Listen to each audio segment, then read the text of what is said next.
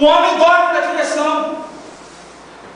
E quando ele dorme, ele não tem condição de prestar atenção, porque a sua atenção está pautada na sua visão. Dorme literalmente, ele dorme no ponto, meu irmão. E é por isso que sofre acidentes.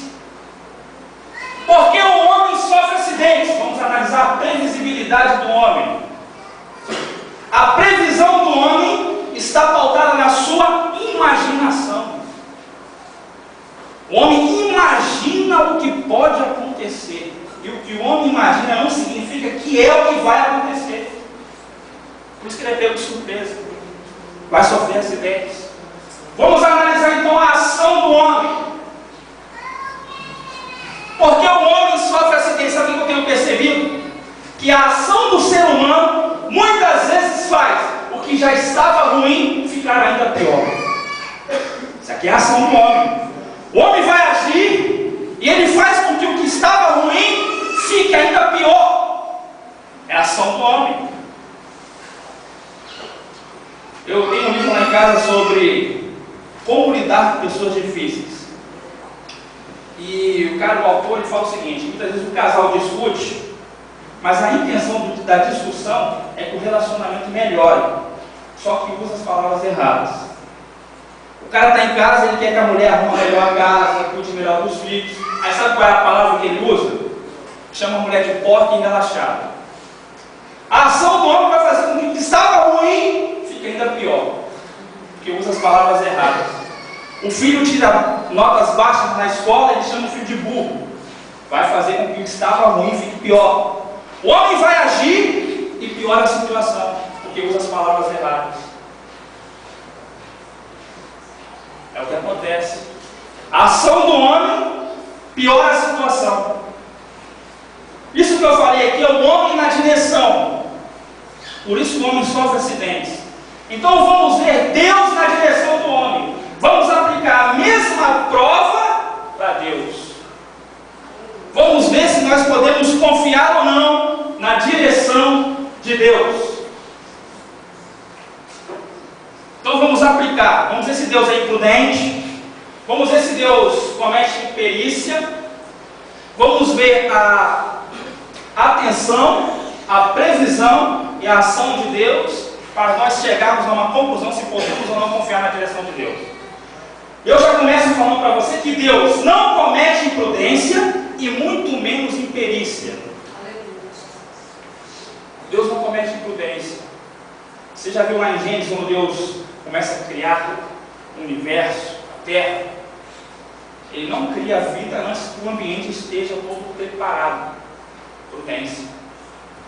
O planeta Terra tem todas as condições para sustentar e proteger a vida. Prudência. Deus não comete imprudência. O imprudente não gosta de obedecer leis e princípios. Deus é o criador das leis, ele não viola aquilo que ele criou. Ele é prudente. Ele é perito. Deus não comete imperícia, ele é perito no que faz. O que ele faz é perfeito. Ele não comete imperícia. Ele não é imprudente. Já viu a criação? Eu aconselho você a assistir uma palestra do físico, doutor em física Adalto Lourenço, você vai ficar maravilhado com o que Deus faz. Deus não comete imprudência e muito menos imperícia. Mas e a atenção de Deus? Será que nós podemos confiar na atenção de Deus?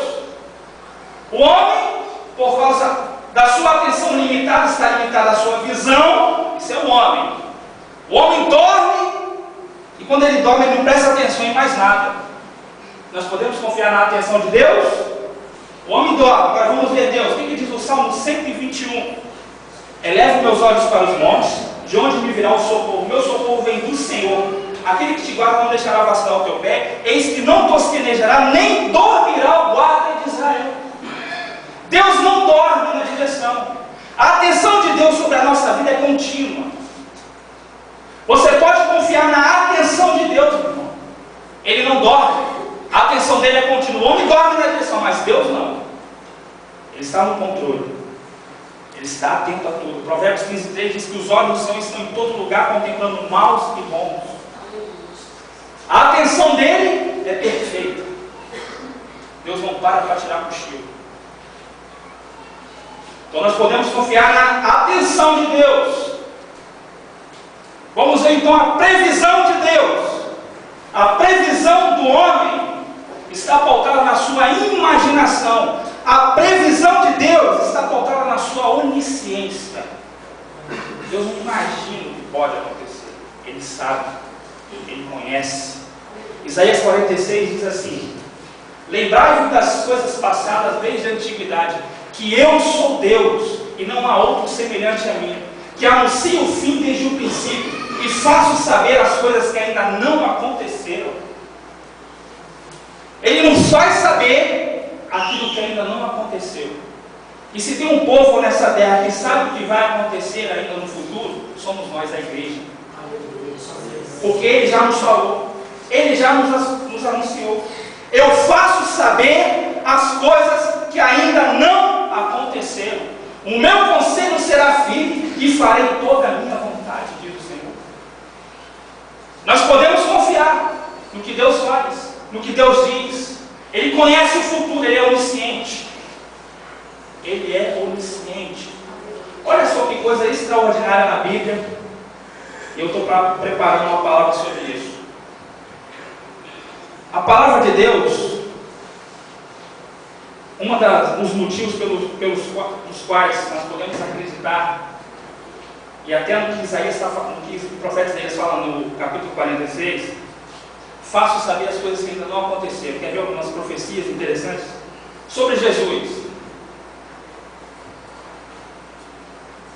Em Miqueias capítulo 5, verso 2 diz o seguinte: e tu, Belém Efratas, posto que é pequeno entre milhares de Judá, de ti sairá aquele que será Senhor em Israel, cujas saídas são desde os dias dos tempos antigos, desde os dias de eternidade.